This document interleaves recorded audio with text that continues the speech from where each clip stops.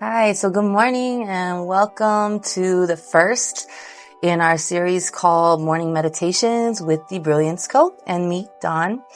I introduced this video series in a separate video that if you haven't had a chance to check out, I recommend you do so. It gives a little bit more of a context on meditation itself, biblical meditation, and what we're doing here. So without further ado, we'll hop right into it.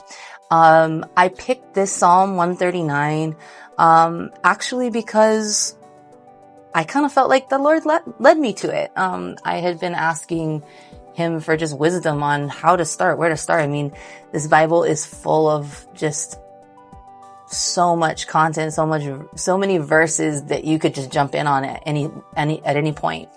And the answer that kind of rose up in me was Psalm 139, which made sense. And with each verse that I looked at, I realized, oh man, this is totally the right one. So, a little context first. Psalm 139 was written by King David, who we all know was a prolific psalm writer, amongst many other things. But we also know that he was known as a man after God's own heart.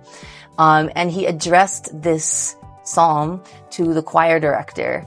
It's right up in the subscript of the text, and it was meant to be sung. It was meant to be a song. And this may seem obvious or it may seem inconsequential, but the reason it's not inconsequential is because we know that songs that are sung and that are meant to be sung, especially in the context of like the temple and the worship, was to help people remember something. And it was meant to kind of get caught in your mind and to be just constantly there, able to just pull up, as you were washing dishes, or maybe as you were walking from one place to another. So that kind of makes this important. We already know that this was an important song for David. It wasn't just one that he wrote in his diary and kept to himself, but it was one that he wanted everyone to know. And we can kind of even think about that as we're meditating on each particular verse. So today's verse is just verse 1. And what we're going to do is I'm just going to read it, maybe 2 or 3 times out loud, slowly, just to take in each word. And then I'll just say a few things about it, leave you with a couple questions or thoughts to consider throughout your day. And then I just recommend that you take it and you return to it. Like I said in my past video, 1,000 times throughout the day. Obviously not really 1,000 times, but it's just the idea that you're returning to something over and over again. Psalm 139 verse 1. O Lord, you have searched me and you have known me. O Lord, you have searched me and you have known me. O Lord, you have searched me and you have known me. So the first thing I noticed this time around when I was going through this passage verse by verse was the exclamation point that actually comes at the end of this sentence. An exclamation point is a expression of intensity and sometimes of sound as well. So my first question, even as I was reading it, was, what do I feel when I read this verse? Do I feel awe? Do I feel wonder? Do I feel joy? Do I feel fear? Do I feel anxiety? Do I feel confusion? Because either way, it's coming at me. This line, oh Lord, you have searched me and you have known me. It's intense. It's not meant to be like a like just so you know, you searched me and you knew me. It is a very intense statement.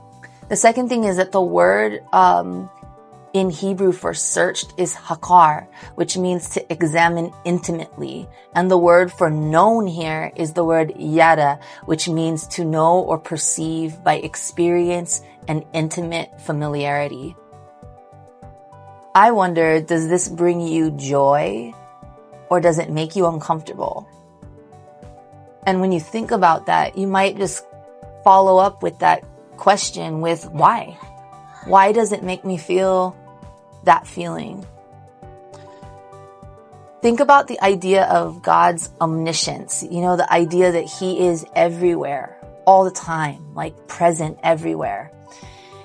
That he is with you all throughout your day, no matter what you're doing, from the moment you wake up to the moment you lay down, everything in between. He is present there. That he has searched you. He's intimately examining your life, your day. And that he not only knows you like, hey, I know that person, her name is Dawn, but he knows you like intimately, as if by experience, like the way you know your best friend or maybe your spouse. Okay. What does he see or know about you that is maybe even unknown to yourself? This was a thought that kind of stuck with me throughout my day at the first time I was going through this was, wow, there are parts of me that I am not even aware of. And yet, even those parts he sees.